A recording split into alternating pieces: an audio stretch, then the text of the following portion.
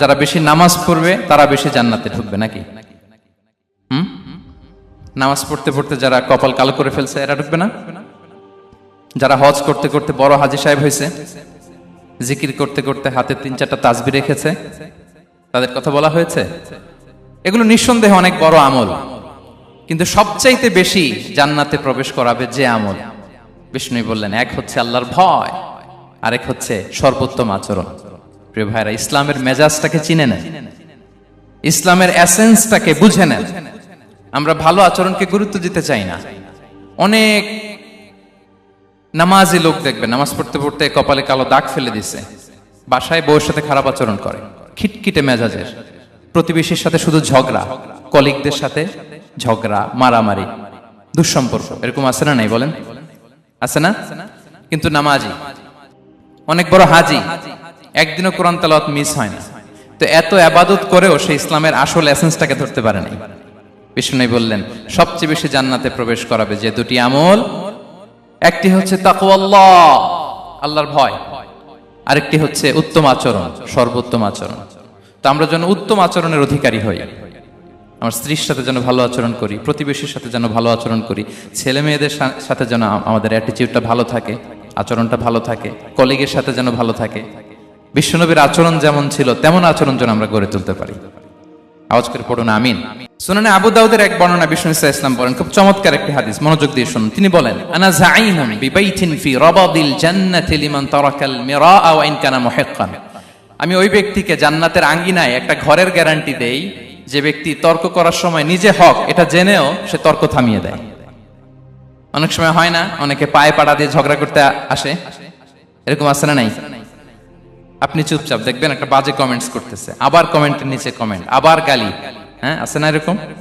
বিষ্ণু বলেন নিজে হক এটা জানার পরেও আর যাতে তর্ক না বাড়ে, যে তর্ক থামিয়ে দেয় জান্নাতের আঙ্গিনায়, তাকে আমি একটা ঘরের গ্যারান্টি দেই। ওয়াবিবাইতিন ফি ওয়াসাতিল জান্নাতি লিমান তারাকাল কাযিবা ওয়া ইন কানা মাযিহান। আর ওই ব্যক্তিকে আমি জান্নাতের মাঝখানে একটা ঘরের গ্যারান্টি দেই যে ব্যক্তি কৌতুক করার সময়ও মিথ্যা পরিহার করে। করতেছে কৌতুক, ফান করতেছে আর কি, হি ইজ কিডিং, ফান করে, কৌতুক করে, কিন্তু কৌতুকের সময়ও সে মিথ্যা বলে না। এই স্বভাব যাদের, তাদেরকে আমি জান্নাতের মাঝ বরাবর একটা ঘরের গ্যারান্টি দেই। এরপর বিষ্ণু কি বলে দেখেন, তিনি বলেন, ওয়াবিবাইতিন ফি আ'লাল জান্নাতি লিমান হাসানা খুলুকাহু। আর জান্নাতের একেবারে হাইস্ট পিক অফ প্যারাডাইস, জান্নাতের সর্বোচ্চ স্তরে আমি একটা ঘর বা একটা বাসভবনের গ্যারান্টি ওই ব্যক্তিকে দেই যে তার আচরণটা সুন্দর করেছে, যে সুন্দর আচরণের অধিকারী হয়েছে, তাকে জান্নাতের হাইস্ট পিকে আমি একটা বাসভবনের গ্যারান্টি দেই। তাহলে বলেন তো আমাদের আচরণটা সুন্দর করার দরকার আছে না নাই? এটা খুব ছোটখাটো একটা আমল, তাই না? কথা বলেন, দক্ষিণ কোরিয়া প্রবাসী ভাইরা আওয়াজ করে বলেন, এটা কি ছোট আমল? দেখলে সালাম দিব, সুন্দরভাবে কথা বলবো, ভালো উইশ করব, হ্যাঁ, হিংসা জিঘাংসা অহংকার থেকে মুক্ত থাকবো, খিটখিটে মেজাজের হব না, অলওয়েজ স্মাইলিং ফেস থাকবে আমার, হৃদ্যতাপূর্ণ আচরণ। এই কাজটা কি ছোট আমল? আওয়াজ করে বলেন, এই আমলটা কি ছোট না বড়? প্রিয় ভাইরা, বিষ্ণু ইসলাম সবার সাথে এরকম মাধুর্যতাপূর্ণ আচরণ করতেন, ছোট থেকে বড়, নারী থেকে পুরুষ, বন্ধু থেকে শত্রু, সবার সাথে সুন্দর আচরণ করতেন। এবং তার এই চমৎকার আচরণে মুগ্ধ হয়ে তার অনেক শত্রু মুহূর্তে তার বন্ধুতে পরিণত হয়েছে। বিষ্ণু ইসলামের কাছে যখন কোনো শিশু নিয়ে আসা হতো, তিনি তাহনিক করতেন, হাদিসে এসেছে, সিরায় এসেছে। তাহনিক কি? খেজুর চিবিয়ে খেজুরের মিষ্টি রস লালা সহ বাচ্চার মুখে লাগিয়ে দিতেন। আলেমদের কাছে, অনেক আলেমদের কাছে আসে, আমার কাছে অনেকে এসেছে বাচ্চাদেরকে নিয়ে, তো আমরা এই সুন্নাহর উপর আমল হিসেবে খেজুর চিবিয়ে এর রসটা মুখে ঢুকিয়ে দিয়েছি। বারাকা, বিষ্ণু ইসলামের বারাকা নেওয়ার জন্য আসতো ছোট্ট বাচ্চাদেরকে নিয়ে। মদিনায় যখন সাহাবারা হিজরত করলেন মক্কা থেকে, মুসলিমদের ঘরে সন্তান সন্ততি নাই, বাচ্চা কাচ্চা হয় না। ইহুদিরা টিটকারি করে, এই তো মুসলমানদের সন্তান নাই। সর্বপ্রথম যেই সন্তান হয়েছে তিনি হচ্ছেন আয়েশা রাদিয়াল্লাহু তাআলা আনহার বড় বোন আসমা বিনতে আবু বকরের ঘর উজাড় করে এক সন্তান এসেছে, পুত্র সন্তান, নাম হচ্ছে আব্দুল্লাহ। কি নাম? আব্দুল্লাহ ইবনে জুবাইর। তো আসমা আব্দুল্লাহকে কোলে নিয়ে বিশ্বনবীর কাছে আসলেন। বিশ্বনবী খেজুর চিবিয়ে ওনার লালা মিশ্রিত রস খেজুর সহ মুখে লাগিয়ে দিলেন। তো আসমা সবসময় গর্ব করে বলতেন যে আমার সন্তানের পাকস্থলীতে সর্বপ্রথম যেটা ঢুকেছে এটা হচ্ছে বিশ্বনবীর লালা মিশ্রিত খেজুরের রস। আল্লাহু আকবার। বাচ্চারা আসলে বিশ্বনবী তাহনিক করতেন, এবং এটা ল্যাবরেটরিক্যালি প্রুভড, সায়েন্টিফিক্যালি প্রুভড যে বাচ্চার জন্মের পরে এরকম মিষ্টি দিলে, স্পেশালি ডেটস নির্যাস যদি দেয়া হয়, তাহলে এটা তার ইমিউন সিস্টেম বাড়ায়, রোগ প্রতিরোধ ক্ষমতা বাড়ায়, তার ব্লাড সার্কুলেশন বাড়ায়, রক্ত সঞ্চালন বাড়ায়। বিশ্বনবী এটা করতেন। অনেক মায়েরা বরকতের জন্য বিশ্বনবীর কোলে বাচ্চা দিতেন, অনেক বাচ্চা বিশ্বনবীর কোলেই পেশাব করেছে, হাদিস সাক্ষী। ওখান থেকে মাসালা এসেছে, মেয়ে বাচ্চা পেশাব করলে কিভাবে ক্লিন হবে, ছেলে বাচ্চা পেশাব করলে কিভাবে ক্লিন হবে। বিশ্বনবীর কোলে নিয়েছেন, পেশাব করে দিছে ভরায়া। আল্লাহু আকবার। বাচ্চাদের মাথায় তিনি হাত বুলিয়ে দিতেন। যেই বাচ্চার মাথায় বিশ্বনবী হাত বুলাতেন, ওই বাচ্চার মাথায় খুব বেশি বেশি চুল গজাতো। সুবহানাল্লাহ পড়বেন না? এক ভণ্ড, সেও ছিল নবী দাবিদার, মুসাইলামাতুল কাদ্দাব। সে নবীকে কপি করত, নবী যা যা করতো তাই করত। তো সেও তার এলাকায় অনেক বাচ্চাদের মাথায় হাত বুলাই দিতে শুরু করলো, যে মোহাম্মদ বাচ্চার মাথায় হাত বুলালে বাচ্চার মাথায় চুল বড় হয়, আমিও তাই করবো। সে বলতো আমিও নবী। সে বলতো নবু আনিস শুনলি ওয়ানিস শুনলাকে মোহাম্মদ, হে মোহাম্মদ, নবু তোমার অর্ধেক আমার অর্ধেক। কি মামুর বাড়ির আবদার দেখছেন? বলে আমারটা আমাকে বুঝিয়ে দাও। তো নবীকে কপি করত। বিশ্বনবী কুয়ার মধ্যে লোনা পানির কুয়ায় থুতু ফেললে মুহূর্তে লোনা পানির কুয়া মিঠা পানির কুয়ায় পরিণত হতো। তো এই বদমাসটা যখন কপি করে থুতু মারছে ওদের এলাকার কুয়ায়, ওটা ছিল মিঠা পানি, ওটা মুহূর্তের মধ্যে লোনা পানির কুয়া হয়ে গেছে। তো বিশ্বনবীকে কপি করে সে তার এলাকার নবজাতক বাচ্চাদের মাথায় যখন হাত বুলিয়ে দিতে শুরু করলো, পরবর্তীতে দেখা গেল ওই বাচ্চাগুলো আজীবন ছিল টাক মাথা। চুল বাড়বে তো দূরের কথা, এদের মাথায় চুলই ওঠে নাই। আল্লাহু আকবার। মুজিজাতুন নবী। তো বিশ্বনবী মাথায় হাত বুলিয়ে দিতেন, বাচ্চাদেরকে চুমু খেতেন। আপনারা বাচ্চাদেরকে কোলে নেবেন, আদর করবেন, চুমু খাবেন, বিশ্বনবীর সুন্নাহ এটা। বাচ্চাদের সালাম দিতেন। মাঝে মাঝে বাচ্চাদের সাথে মজা করতেন, তাদের সাথে খেলাধুলা করতেন। বাসায় সময় পেলে এটা করবেন, ছেলেমেয়েদেরকে নিয়ে খেলতে নেমে যাবেন। শুধু বাচ্চাদের সাথে ফান করতেন এমন না, ভুল দেখলে শুধরে দিতেন। এক ছোট্ট বাচ্চা কোলে বসে খাবারের প্লেট থেকে এখান থেকে ধরে ওখান থেকে ধরে, তাও বাঁ হাতে। বিশ্বনবী বললেন, ইয়া গোলাম সাম্মিল্লাহ, বিসমিল্লাহ বলো। কুলবি ইয়ামিনি, বাঁ হাতে নয় ডান হাতে খাও। ওয়া কুল মিম্মা ইয়ালিক, আর এদিক সেদিক থেকে নয়, তোমার সামনে যেটা আছে ওইটা খাও। সুবহানাল্লাহ। শুধরে দিতেন। সাদাকার খেজুরের স্তূপ ছিল, জাকাতের খেজুর। হাসান রাদিয়াল্লাহু তাআলা আনহু, বিষ্ণু ইসলামের দৌহিত্র, ছোট্ট মানুষ, হাঁটতে হাঁটতে যে খেজুরের স্তূপের দিকে খেজুর নিয়ে খেলতে যায়, হঠাৎ একটা খেজুর খেতে আরম্ভ করলেন। বিষ্ণু বললেন, কিখ কিখ, থামো থামো, ওয়াক থু থু। আমরা যে বাংলা ওয়াক থু বলি, এটার আরবি হচ্ছে কিখ। মানে এই নানা ভাই রাখো রাখো রাখো। আলা তাআলাম ইন্না লা নাকুলু সাদাকা, নানা ভাই তুমি জানো না আমরা হাশিমি খানদানের, আমরা সাদাকার মাল খেতে পারি না। আঙ্গুল ঢুকিয়ে মুখ থেকে খেজুর বের করে দিলেন। সুবহানাল্লাহ। এভাবে ছোট্ট বাচ্চাদের ভুলগুলো শুধরে দিতেন, কারেকশন করতেন। সুনানে নাসাইতে এসছে, কানা রাসূলুল্লাহ সাল্লাল্লাহু আলাইহি ওয়াসাল্লাম ইয়াজুরুল আনসার, তিনি যখন আনসারীদেরকে ভিজিট করতে যেতেন, ফায়ুসাল্লিমু আলা সিবিয়ানিহি, আনসারী বাচ্চাদেরকে সালাম দিতেন। আপনারা বাচ্চাদের সালাম দেন তো নাকি? নাকি বাচ্চাদের সালামের জন্য বসে থাকেন? অনেকে মনে করে যে আমি মুরব্বী হাজী সাহেব, 80 বছর বয়স, আমি তো শুধু সালাম পাবো, আমি দিব কেন? এরকম একটা ভুল ধারণা আছে না? সালাম শুধু ছোটরা দিবে, ব্যাপারটা কি এমন না। ছোটরা বড়দের দিবে, বড়রা ছোটদের দিবে, সবাই সবাইকে দিবে। ঠিক কিনা বলেন? ইনশাআল্লাহ বলেন সবাই। ওয়ায়ামসাহু বিরুসিহিম, বাচ্চাদের মাথায় হাত বুলিয়ে দিতেন। ওয়ায়াদউ লাহুম, তাদের জন্য দোয়া করতেন। তাহলে বিশ্বনবীর বাচ্চাদের সাথে আচরণ, ডিলিংস, ইন্টারঅ্যাকশন কেমন ছিল বুঝতে পেরেছেন? একবার এক নামাজে ওনার নাতিদেরকে নিয়ে হাজির হলেন, হাসান হুসাইন রাদিয়াল্লাহু আনহুমাকে নিয়ে। তো নামাজের এক সিজদায় বিশ্বনবী এমন লম্বা সময় সিজদায় পড়ে রইলেন, মাথা আর উঠান না। মুসল্লিরা তো অবাক, সাহাবারা ভাবলেন হায় রে, নবীজি অসুস্থ হয়ে গেলেন নাকি, অথবা ওহী নাজিল হলো নাকি। নামাজ শেষে সাহাবারা জিজ্ঞেস করলেন, ইয়া রাসূলুল্লাহ, আপনি কি অসুস্থ হয়েছেন নাকি ওহী নাজিল হচ্ছিল? এত লম্বা সিজদা দিতে তো কখন দেখি নাই। বিশ্বনবী বললেন, না না, কুল্লুন যালিকা লাম ইয়াকুন, কোনটাই না, বরং ওয়ালাকিন নাবনি ইরতাহালানি, আমার নানা ভাই হাসান হুসাইন সিজদারত অবস্থায় আমার পিঠের উপরে উঠে বসেছিল। ফাকারিহতু আন উআজ্জিলাহু হাত্তা ইয়াকদিয়া হাজাতা,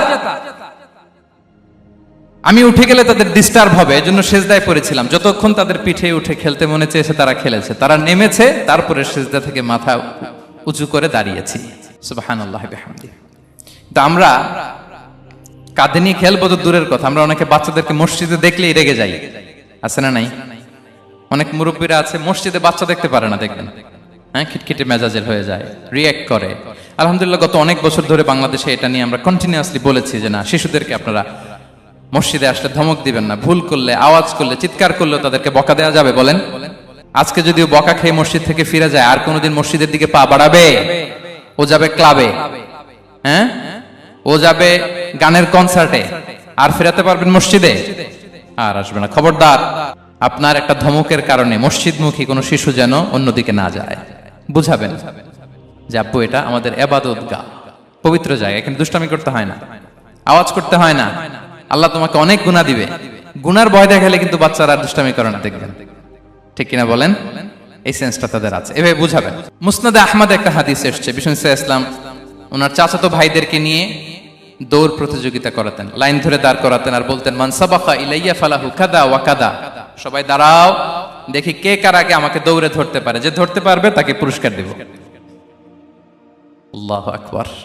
এবং বিশ্বনবীর এই কথা শুনে সবাই দৌড়ে যে বিশ্বনবীর ঘাড়ের উপর উঠতো, বুকের উপর উঠতো, ঝাঁপিয়ে পড়তো, বিশ্বনবী সবাইকে ধরে আগলে নিতেন, প্রত্যেকের গালে চুমু খেতেন। পড়েন সুবহানাল্লাহ।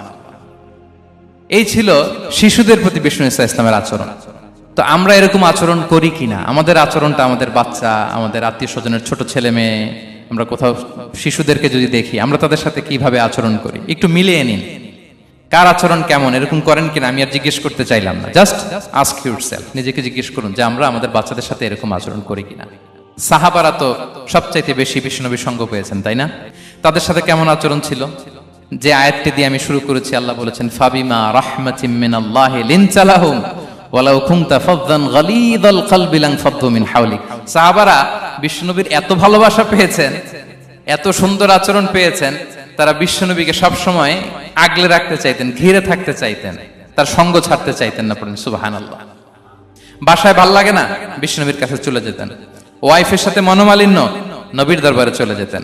এমনকি কোন সাহাবীর পেটে যদি ক্ষুধা লাগতো, ঘরে খাবার না থাকতো, তারা বিশ্বনবীর কাছে চলে যেতেন। তারা বলতেন নবীর চেহারার দিকে তাকিয়ে থাকলেই আমাদের ক্ষুধা মিটে যেত।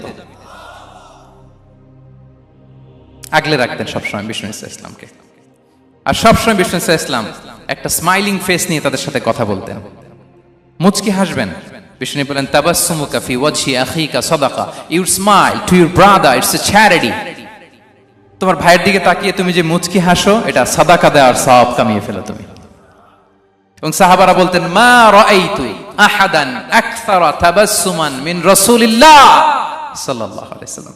বিশ্বনবীর চাইতে বেশি কাউকে আমরা কোনোদিন মুচকি হাসি দিতে দেখিনি। মুচকি হাসেন তো আপনারা?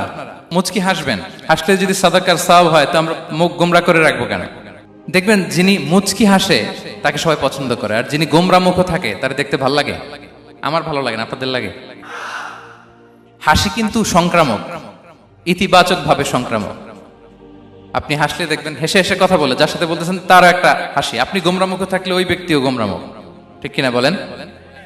এবং মুচকি হাসলে স্বাস্থ্য ভালো থাকে, মানসিক স্বাস্থ্যের সাথে এটা সম্পর্ক আছে। দেখেন বিষ্ণু ইসলাম কেমন কনসিডারেট ছিলেন।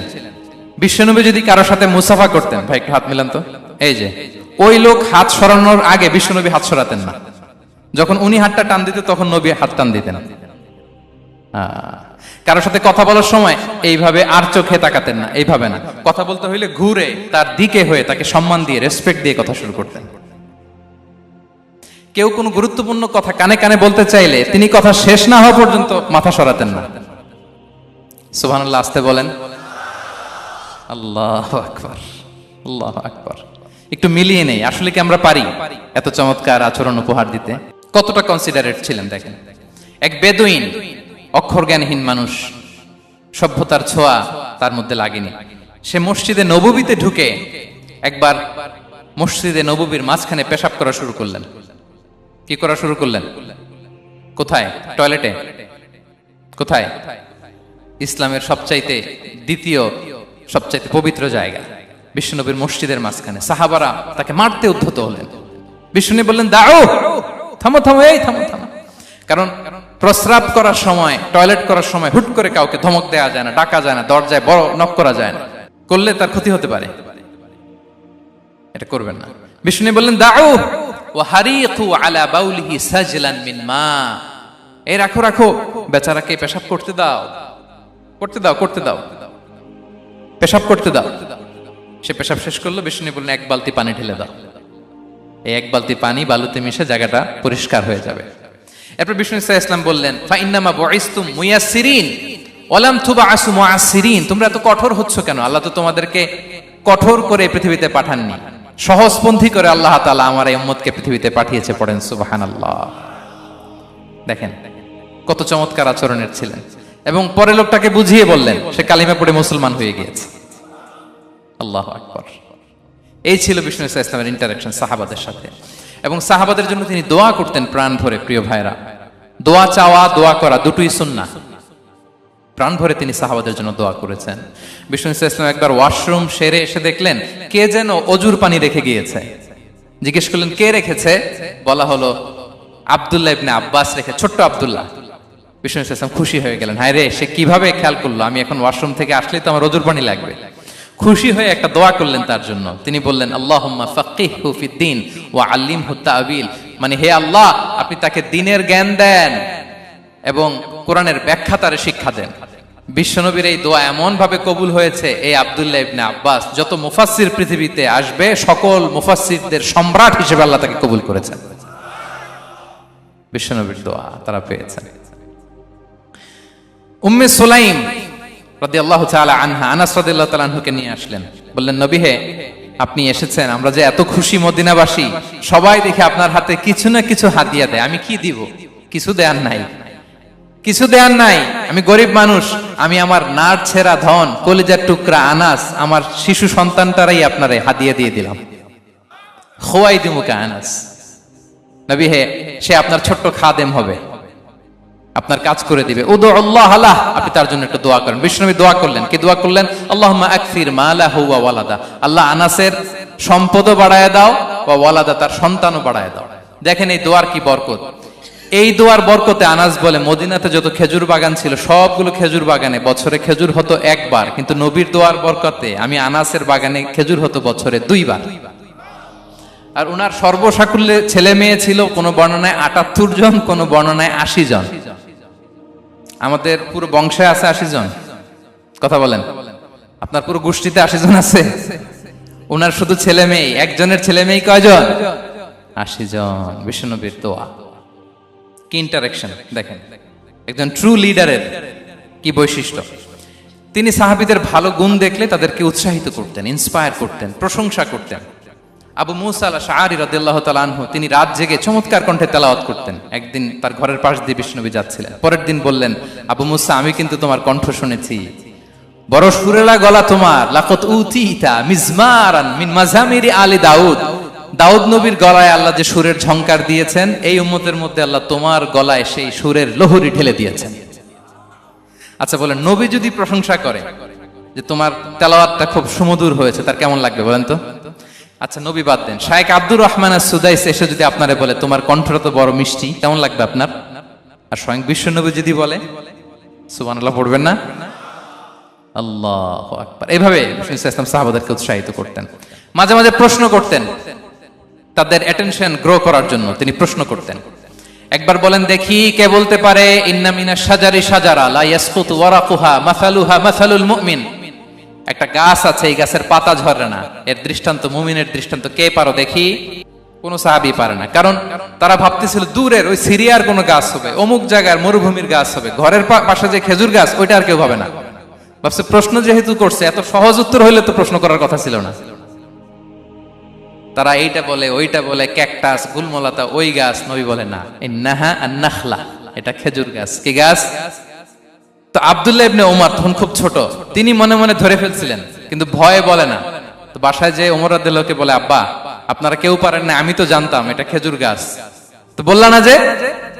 আব্দুল্লাহ বলে, আপনি পারেন না, অন্যান্য সাহাবারা বাচ্চা ছাড়া কেউ পারে না, আমি কেমনে কই? ওমর রাদিয়াল্লাহু বললেন, আজকে যদি তুমি বলতে পারতে, লাল উট পেলে আরবরা যে যত খুশি হয় আমি তার চেয়েও বেশি খুশি হয়ে যেতাম। নবীর সামনে আমার বুকটা এত বড় হয়ে যেত। আল্লাহু আকবার। দেখেন প্রশ্ন ছুড়ে দিয়ে মনোযোগ আকর্ষণ করতেন সাহাবাদের, রসিকতা করতেন মাঝে মাঝে। রসিকতা। এক সাহাবী বলেন, ইয়া রাসূলুল্লাহ, আমার চলতে বড্ড কষ্ট হয়, আপনি যদি দয়া করে আমাকে একটা উট দিতেন তাহলে আমি রাইড নিতাম এটার উপরে, এটা দিয়ে চলতাম, সফরের কষ্ট কমে যেত। বিষ্ণু বলেন, যাও, ঠিক আছে, তোমাকে একটা উটের বাচ্চা দিব। কি দিব? সাহাবী বলেন, ইয়া রাসূলুল্লাহ, আমি চাইলাম কি আর আপনি বললেন কি? আমার তো লাগবে এমন উট যেটা দিয়ে মরুভূমিতে চলা যায়। বিষ্ণু বলেন, ওই উটটাও তো অন্য কোনো না কোনো উটের বাচ্চা। সুবহানাল্লাহ পড়বেন না? ছোট্ট কথা, দেখেন কি রসিকতা, কি সেন্স অফ হিউমার। সুবহানাল্লাহ। সাহাবীদের সাথে এক কাতারে মিশে কাজ করতেন, নিজ হাতে সাহাবীদের সাথে মিশে কি করেছেন? মসজিদে নববী নির্মাণ করেছেন। পঞ্চম হিজরিতে নিজে মরুভূমির বালু খনন করে পেটে পাথর বেঁধে পরীক্ষা খনন করেছেন সাহাবীদের সাথে। True leader. শুধু তাই নয়, সাহাবারা ভালো পরামর্শ দিলে সেটা অ্যাকসেপ্ট করতেন।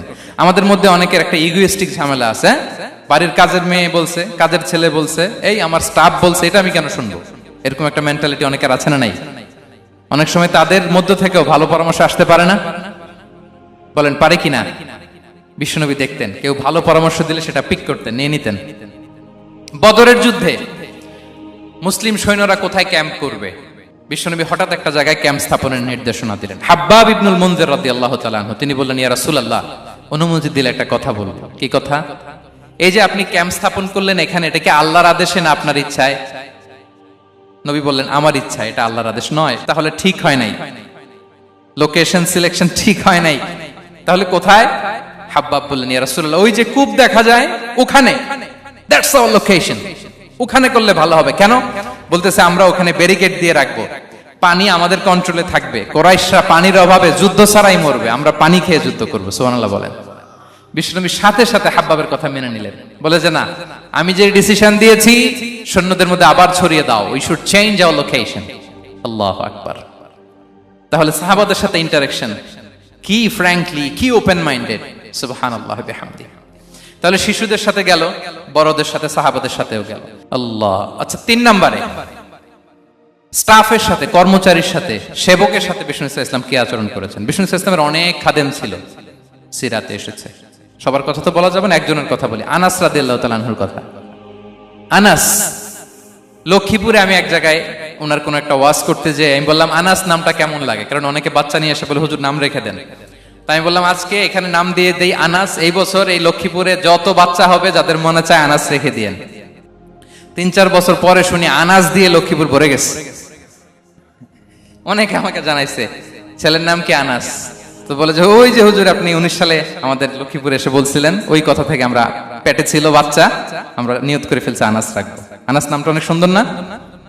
সাহাবাদের নামগুলো চুজ করে করে ছেলেদের নাম রাখবেন। উনি ছিলেন বিষ্ণু ইসলামের খাদেম। কোনদিন তিনি কোন ওনার স্টাফকে, সেবককে, খাদেমকে মারধর করেন নাই, কোনদিন না। আমরা তো পান থেকে চুন খসলে, আল্লাহ, বাংলাদেশে ওই যে লোহার খুন্তি গরম করে কাজের মেয়ের পিঠে শেখা দেয়া হয়, এরকম আছে না নাই? ডাকাত বলেন,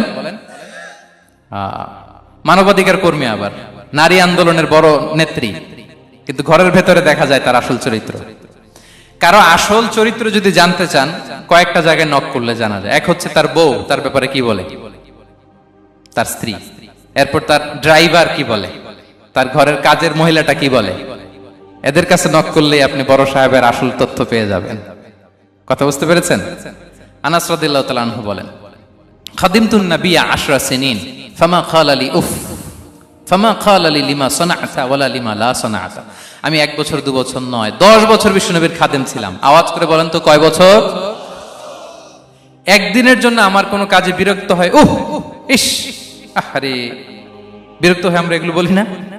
একদিনের জন্য বলে না, একদিন, একটি মুহূর্তের জন্য। এই 10 বছরে একটিবারও পেয়ারা নবীজি বলেন নাই, আনাস এটা কেন করলে? একবারের জন্য বলে নাই, আনাস এটা করলে না কেন? একবারের জন্য তিনি বলেন। আনাস রাদিয়াল্লাহু তাআলা আনহু বলেন, একদিন একটা কাজে, সম্ভবত জুব্বা আনতে আমাকে বিষ্ণু পাঠিয়েছিলেন। আমি ছোট মানুষ, জুব্বা আনতে যে ভুলে আমি মদিনার বাচ্চাদের খেলা দেখতে আরম্ভ করলাম। বাচ্চারা রাস্তায় খেলাধুলা করে না? বিশ্বনবী যেটা আনতে পাঠিয়েছে ওইটা না এনে ভুলে, ছোট মানুষ তো, সেও দাঁড়িয়ে দাঁড়িয়ে মদিনার ছেলেমেয়েদের খেলা দেখতেছে। এখন সময়ের পর সময় যায়, ঘন্টার পর ঘন্টা যায়, আনাস তো আর আসে না জুব্বা নিয়ে। বিশ্বনবী ভাবলেন, হায় রে, আনাস মনে ভুলে গেছে, যাই নিজের কাজ নিজেই করে নিয়ে আসি।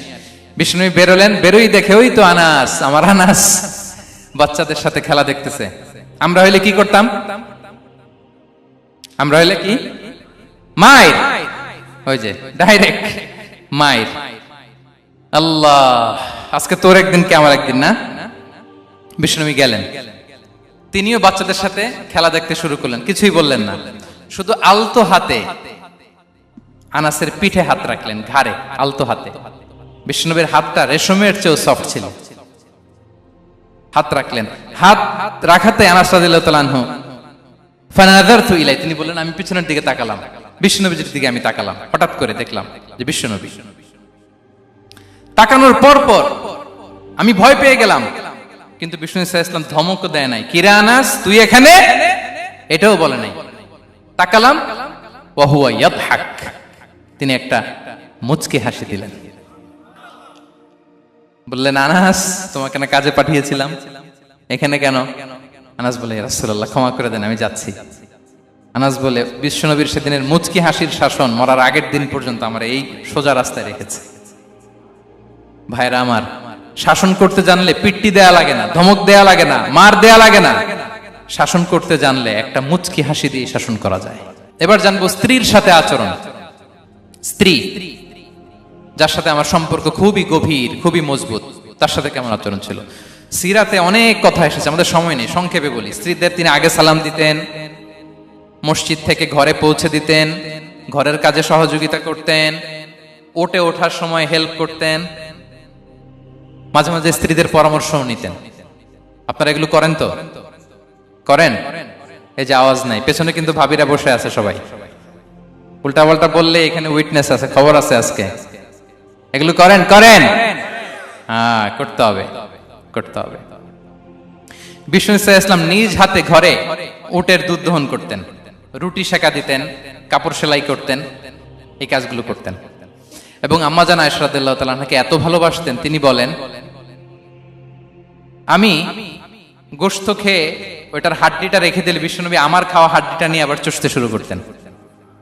আমি গ্লাসের যেখান দিয়ে পানি খেতাম, পেয়ালার খুঁজে খুঁজে বিশ্বনবী ওই জায়গায় ঠোঁট লাগিয়ে পানি খেতেন। মাইমুনা রাদিয়াল্লাহু তাআলা আনহা বলেন যে আমি আর বিশ্বনবী এক বালতি থেকে মগ দিয়ে পানি নিয়ে দুজনে গোসল করেছি। আল্লাহু আকবার, কি চমৎকার আচরণ। এবং স্ত্রীদের নিয়ে তিনি সফর করতে বেরোতেন। একবার রাত্রিবেলা বিষ্ণু সাল্লাল্লাহু আলাইহি ওয়াসাল্লাম এবং আম্মা জান আয়েশা রাদিয়াল্লাহু তাআলা আনহা, বিষ্ণু বলেন চলো তো আমরা একটু দৌড় দেই, এক্সারসাইজ হয়ে যাবে। দুইজনে দৌড় দিলেন। তখন আম্মা জান আয়েশা রাদিয়াল্লাহু তাআলা আনহা একটু স্লিম ছিলেন, তো দৌড়ে বিশ্বনবী পিছে পড়ে গেলেন, আম্মা জান আয়েশা ফার্স্ট হয়ে গেলেন, আগে চলে গেলেন। বড্ড খুশি, উনি বিশ্বনবীকে হারিয়েছেন। আবার অনেক বছর পরে, তখন সময়ের ব্যবধানে আম্মা জান আয়েশা একটু হেলদি হয়ে গিয়েছেন, আগের মতো আর চিকন নেই। আবার বিশ্বনবী এক রাতে বললেন আয়েশা চলো আজকেও একটু এক্সারসাইজ করি, দৌড় দেই। দুজন মিলে দৌড় দিলেন। আজকে বিশ্বনবী আর আম্মা জান আয়েশাকে চান্স দেন নাই, তিনি জোরে দৌড়ে আম্মা জান আয়েশাকে রানার আপ করে দিলেন, উনি ফার্স্ট হয়ে গেলেন। এরপর কি বললেন জানেন? সুনানে আবু দাউদের হাদিস, তিনি বললেন ইয়া আয়েশা হাদিহি বিতিলকা সাবকা। দেখেন বিশ্বনবী মনে রাখছেন, নোটে রাখছেন। বিশ্বনবী বললেন আয়েশা ওই যে এত বছর আগে কোন এক রাতে মরুভূমিতে দৌড়ে আমাকে হারাইছিলা, আজকে ওইটার বদলা নিয়ে নিলাম। তিলকা সাবকা, ওইটার বিনিময়ে এটা। ওই দিন তুমি জিতছিলা, আজকে তোমার উপর আমি জিতে গেলাম। কি হৃদ্যতা ছিল, কি সম্পর্ক ছিল স্ত্রীর সাথে। তাই বলে মনে করবেন না যে কোনো মনোমালিন্য হতো না, হতো। মানবিক যে ব্যাপারগুলো মাঝে মাঝে একটু ছোটখাটো মিষ্টি ঝগড়া, একটু মনোমালিন্য, এটাও হতো। এবং বিশ্বনবী এটাও টের পেতেন। তিনি বলতেন আয়েশা ইন্নী লা আ'লামু ইযা কুনতি আলাইয়া গাদবা ওয়া ইযা কুনতি আলাইয়া রাদিয়া। আয়েশা কখন তুমি আমার উপর রেগে থাকো আর কখন খুশি থাকো সবটাই কিন্তু আমি টের পাই। আম্মা জান আয়েশা অবাক হলেন, কি করে টের পান? বিশ্বনবী বলেন যখন তুমি আমার উপর খুশি থাকো তখন দোয়ার সময় বলো লা ওয়া রাব্বি মুহাম্মদ, তুমি বলো হে মুহাম্মদের রব আল্লাহ, মদিনার উপর রহম করেন, আমাদেরকে ক্ষমা করেন। হে মুহাম্মদের রব, আমাদের ক্ষমা করেন, এইভাবে দোয়া করো। আর যখন তুমি রেগে থাকো তখন আমার নামটা মুখ দিয়ে নিতে চাও না, তখন তুমি দোয়াতে বলো লা ওয়া রাব্বি ইব্রাহিম, হে ইব্রাহিমের আল্লাহ, হে ইব্রাহিম নবীর খোদা, আমাদের মাফ করো। তখন তুমি আমার নাম নাও না, কৌশলে আমার নামটা বাদ দাও। আম্মা জান আয়েশা বলেন ইয়া রাসূলুল্লাহ মা আহজুরু ইল্লা ইসমাক, নবী হে, আমি তো আপনার নামটাই শুধু মুখ থেকে বাদ দেই, আমার হৃদয় থেকে তো কখনো আপনারে বাদ দিতে পারি না। এটা ঠিক, তখন রেগে থাকে, আপনার নামটা মুখে নেই না, কিন্তু হৃদয় থেকে তো আপনাকে সরাতে পারি না। সুবহানাল্লাহ। এই ছিল বিষ্ণুবীর সাথে স্ত্রীদের সম্পর্ক। প্রিয় ভাইরা, আমরা যদি একটু দেখি প্রতিবেশীর সাথে কেমন আচরণ করতেন নেইবার। বিষ্ণু বলতেন, মান কানা ইউমিনু বিল্লাহি ওয়াল ইয়াউমিল আখিরি ফালইউকরিম দাইফা, যে আল্লাহ বিশ্বাস করে, আখিরাতে বিশ্বাস করে, সে যেন প্রতিবেশীকে সম্মান করে।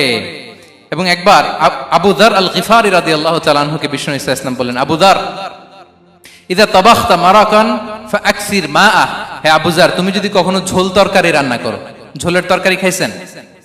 আপনাদের সাউথ কোরিয়াতে তো বিখ্যাত একটা ঝোলের তরকারি আছে, কি নাম যেন, মাছের মেংথাং।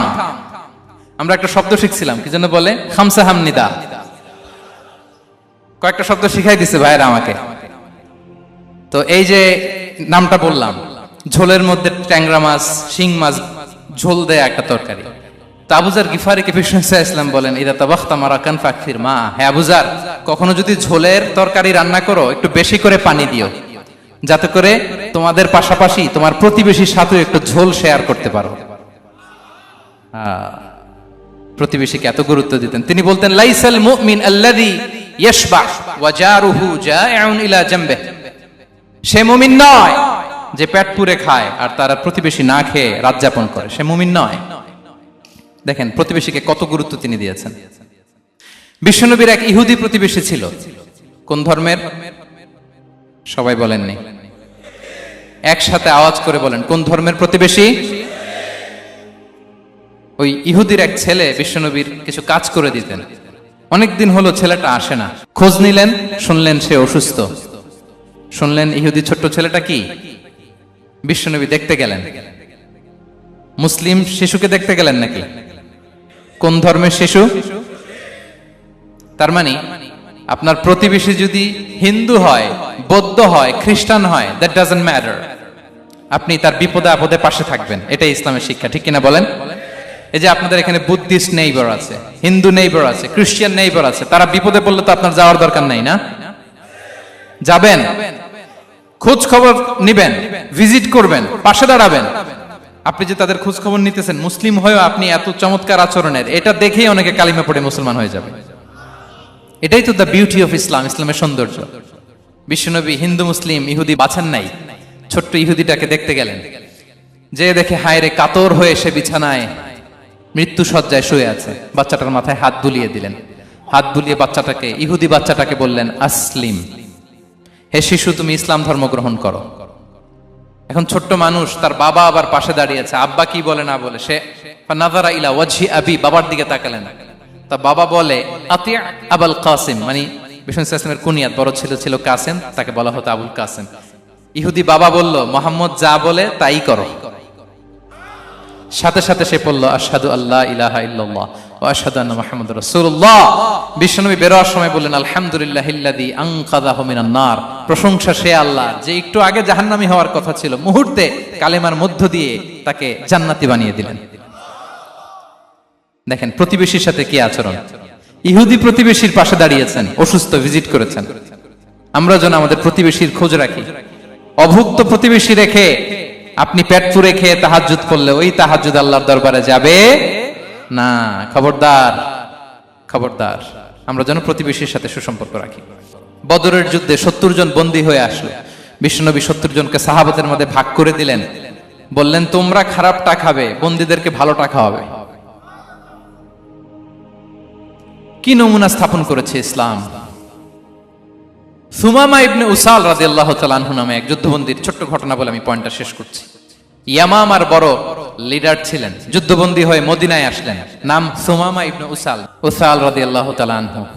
তখন মুশরিক ছিলেন, যুদ্ধবন্দী হিসেবে আনা হলো। তাকে মসজিদে নববীর পিলারের সাথে রশি দিয়ে বাঁধা হলো। বিষ্ণুনবী বললেন, সুমামা, কি অবস্থা তোমার, কেমন লাগে, তোমার সাথে কেমন আচরণ করা হবে বলো? বললেন, মুহাম্মদ, তুমি চাইলে মারতেও পারো, বাঁচিয়েও রাখতে পারো। বিষ্ণু বললেন, সুমামা, এ দুনিয়াটাই শেষ নয়, আখিরাতে বিশাল এক জগৎ পড়ে আছে। তুমি যদি শাহাদা বাক্য পড়ো, আমাদের ভাই হয়ে যাবা। তোমার সেফটি সিকিউরিটির দায়িত্ব আমাদের। আমরা তোমরা সবাই মিলে এক। তারপর একে একে বিশ্বনবী তার সাথে ইসলামের সৌন্দর্যগুলো তুলে ধরলেন, সালাত কি, জাকাত কি, এগুলো বুঝালেন। বাড়িতে যেয়ে বললেন সবচেয়ে ভালো খাবার রান্না করো, একজনকে দিয়ে মসজিদে পাঠালেন। যুদ্ধবন্দীর সাথে কি আচরণ দেখছেন। এরপরের দিন বিশ্বনবী আবার তাকে ইসলামের দাওয়াত দিলেন। এরপর বাড়িতে এসে একজনকে বললেন, যাও আমার ওই উটের দুধ দহন করে তাকে এক পেয়ালা গরম দুধ দিয়ে আস। আমরা জামাইকেও তো এরকম সমাদর করি না, কি বলেন? তৃতীয় দিন বিশ্বনবী আবার খাবার নিয়ে গেলেন, আবার ইসলামকে তুলে ধরলেন। সুমামা তো অবাক, যুদ্ধবন্দীদের সাথে মুসলমানরা এরকম আচরণ করে।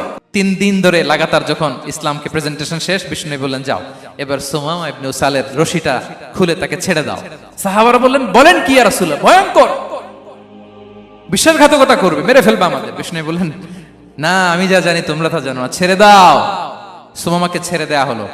সুমামা বের হলেন মসজিদ থেকে, ফিরে তার ভূখণ্ড, তার এলাকা ইয়ামামাতে তিনি গেলেন না।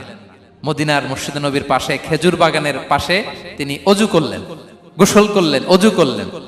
এরপর ফিরে এসে বিশ্বনবীর সামনে দাঁড়িয়ে বললেন, আশহাদু আল্লা ইলাহা ইল্লাল্লাহ ওয়া আশহাদু আন্না মুহাম্মাদান আবদুহু ওয়া রাসূলুহু।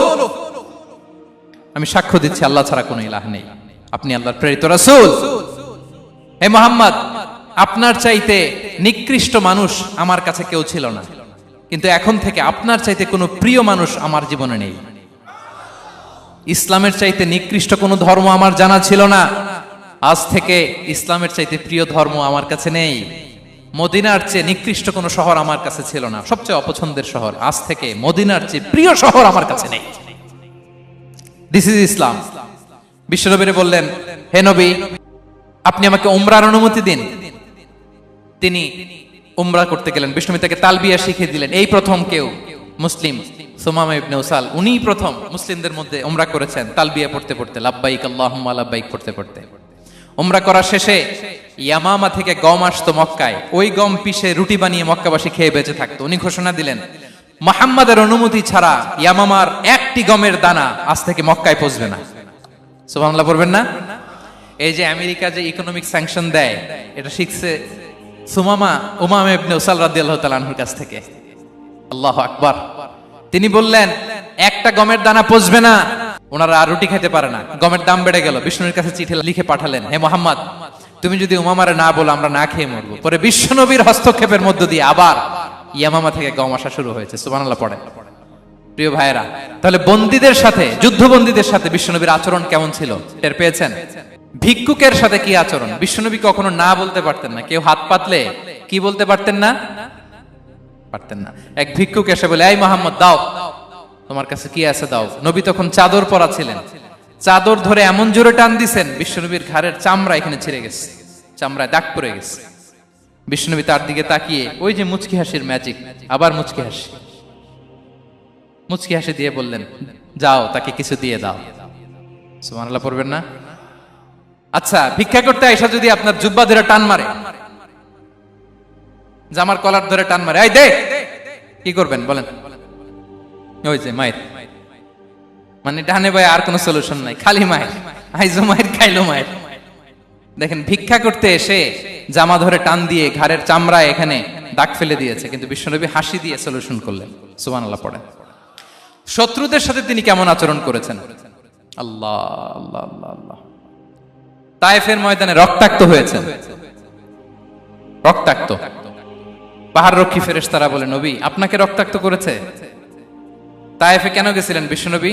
জমির বায়না করতে না? তায়েফে জমি কিনতে গেছিল না? তায়েফবাসীকে জাহান্নামের আগুন থেকে বাঁচাতে রক্তাক্ত করা হয়েছে। পাহাড় রক্ষী ফেরেশতারা বললেন, নবী একটা আদেশ দেন, দুই দিক থেকে চাপা মেরে পুরো তায়েফবাসীকে মাটির সাথে মিশিয়ে ফেলবো, মাটির সাথে মিশে যাবে। বিশ্বনবী বললেন, না না, তারা হয়তো ঈমান আনে নাই, তাদের ভবিষ্যৎ প্রজন্মের কেউ না কেউ লা ইলাহা পড়বে, কেউ না কেউ লা ইলাহা জপবে, তাই হয়েছে। তায়েফে যদি যান, আল্লাহু আকবার, মসজিদ আর মসজিদ, শান্তি আর শান্তি। আল্লাহু আকবার। উহুদের ময়দানে দাঁত শহীদ হয়েছে, রক্তাক্ত হয়েছে, হেলমেট ভেঙে কপালে পাথর ঢুকেছে। ফেরেশতারা বললেন, আদেশ দেন, উহুদ পাহাড় তাদের ঘাড়ের উপরে বসিয়ে। বিষ্ণু বললেন, না। বিষ্ণু বললেন, না, আল্লাহুম্মা হদি কওমি ফা ইন্নাহুম লা ইয়ালামুন। আল্লাহ আমার কওমকে ক্ষমা করে দেন, ওরা বুঝে নাই। দেখেন, শুধু ক্ষমাই চান নাই যে আল্লাহ ওদেরকে মাফ করে দেন, ওদের হয়ে কৈফিয়ত দিয়েছেন আল্লাহকে, এক্সকিউজ দিয়েছেন। আল্লাহ কেন কেন ক্ষমা করবেন? কারণ ওরা বুঝে নাই। এক্সকিউজ দিয়েছেন, তাদের হয়ে কৈফিয়ত দিয়েছেন। এই ছিল শত্রুদের সাথে বিশ্বনবীর আচরণ। যুদ্ধের ময়দানে ঘোষণা দিতেন, খবরদার ওদের নারীদের গায়ে হাত দিবে না, শিশুদের গায়ে হাত দিবে না, গবাদি পশু মারবে না, কোনো পাদ্রীর গায়ে হাত দিবে না। গোটা বিশ্বের কেউ, কোন যুদ্ধের সেনাপতি যুদ্ধের ময়দানে এমন মানবতা দেখাতে পারে না। চিল্লায় বলেন ঠিক কিনা? অষ্টম হিজরিতে মক্কা বিজয়ের দিন থারথার করে কাঁপছিল কুরাইশরা যে আজকে তো আমাদেরকে ক্যাপিটাল পানিশমেন্ট দিবে, ডেথ পেনাল্টি দিবে। বিশ্বনবী বললেন, না, লা তাসরিবা আলাইকুমুল ইয়াউম ইযহাবু ফাআনতুমুত তুলাকা। 4-5 জনকে তিনি শাস্তি দিয়েছেন, গণহারে শত শত হাজার হাজার পরিবারকে তিনি ক্ষমা করে দিয়েছেন। বললেন, তোমরা আমার ভাই, ভাই ভাইয়ের সাথে যেরকম আচরণ করবে, ইউসুফ তার ভাইদের সাথে যা করেছে আমি তাই করব, আমি ক্ষমা করে দিলাম। আল্লাহু আকবার। এ ছিল শত্রুদের সাথে আচরণ। শেষ কথা বলি, শেষ কথা হচ্ছে প্রাণীর সাথে বিশ্বনবীর কেমন আচরণ ছিল। প্রাণীর সাথে একবার এক আনসারের খেজুর বাগানে ঢুকলেন, ঢুকে দেখেন একটা উট কাঁদে। কি কাঁদে? কানে কানে এসে বিশ্বনবীকে কি যেন বলে যায়।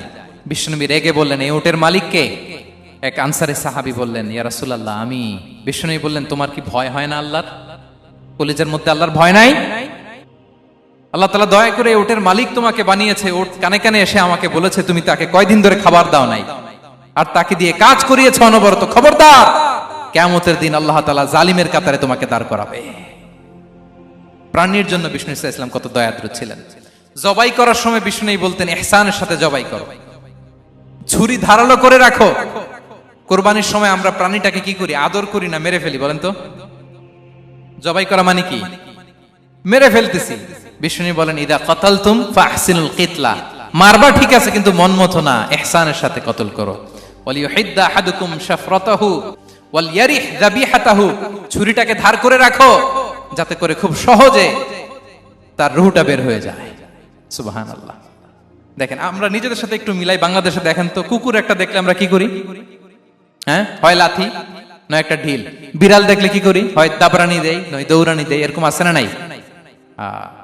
উন্নত দেশগুলোতে দেখবেন রাস্তার মাঝখানে একটা ছোট্ট সাপ, পুরো হাইওয়েতে সবগুলো গাড়ি থেমে গিয়েছে একটা হাঁসের বাচ্চা বাঁচানোর জন্য, একটা সাপের বাচ্চা বাঁচানোর জন্য। আর আমরা পাখির মতো মানুষকে গুলি করে মারি। মানুষকে আমরা গুলি করে মারি পাখির মতো নির্বিচারে। প্রিয় ভাইরা, বিষ্ণু ইসলাম প্রাণীর প্রতি আমাদেরকে দয়াদ্র হতে বলেছেন। তাহলে বিশ্বনবীর আচরণ কেমন ছিল একটা ওভারঅল ধারণা আপনারা পেয়েছেন প্রিয় ভাইরা? হ্যাঁ, শিশুদের সাথে কোমল আচরণ করবেন তো আপনারা? আদর করবেন, চুমু দিবেন, কোলে নিবেন। হ্যাঁ, ভুল করলে শুধরে দিবেন, পারবেন? বড়দেরকে আগে সালাম দিবেন তো? আর কর্মচারী একটা ভুল করলে পিটাইয়া শোয়াই ফেলবেন, এরকম করবেন না? ভালো আচরণ করবেন। স্ত্রীর সাথে কেমন আচরণ করবেন? হ্যাঁ, মাধুর্যপূর্ণ আচরণ। ওই একজন কয়, হুজুর নাই। আরে বেটা, হওয়ার পরে কেমন করবা ওইটা বলো না। নিয়ত করে রাখো যে আমরা আমাদের ঘরটাকে জান্নাতি ঘর বানিয়ে ফেলবো, ঠিক কিনা? প্রতিবেশীর সাথে যেন আমরা ভালো আচরণ করি, কারাবন্দীদের সাথে যেন আমরা ভালো আচরণ করি। ভিক্ষুক হাত পেতেছে, স্যার 2 দিন ধরে কিছু খাই নাই, 5টা টাকা দেন। দাঁড়ায় না গ্লাসের সামনে, ওর হাতে থালা, একটা ভাঙ্গা থালা, আর আপনি স্যুট পরা স্যার না, আপনারে গাড়ির এদিক থেকে বের করে ওদিকে ভাঙ্গা থালা দিয়ে বসাইতে আর ওরে স্যুট পরে গাড়ির ভিতরে বসাইতে আল্লাহর কয় মিনিট লাগে বলেন তো? খবরদার, ফরিয়াদির সাথে যেন আমরা খারাপ আচরণ না করি, শত্রুদের সাথে যেন খারাপ আচরণ না করি, কোন প্রাণীর প্রতিও যেন আমরা জুলুম না করি। প্রিয় ভাইরা, বিশ্বনবী এত মাধুর্যপূর্ণ আচরণ করতেন, শত্রু বন্ধু হয়ে যেত। আর আমাদের আচরণ দেখে আমার বন্ধু আমার শত্রু হয়ে যায়, ঠিক কিনা? আমরা যেন আমাদের আখলাককে সুন্দর করি। শুধু নামাজি, শুধু রোজাদার, হাজি সাহেব ইবাদত করি কিন্তু মানুষের সাথে বাজে আচরণ করি, এমনটা যেন না হয়। আমরা যেন সুন্দর আচরণ করে বিশ্বনবীর শেখানো পন্থা এরকম মাধুর্যপূর্ণ আচরণের অধিকারী হয়ে ফি আ'লাল জান্নাতি গরাফা, বিষ্ণু বলেছেন জান্নাতের সর্বোচ্চ স্তরে তারা অ্যাপার্টমেন্ট পাবে। ওই অ্যাপার্টমেন্টের অধিকারী যেন আমরা হতে পারি। আল্লাহ তৌফিক দান করুক।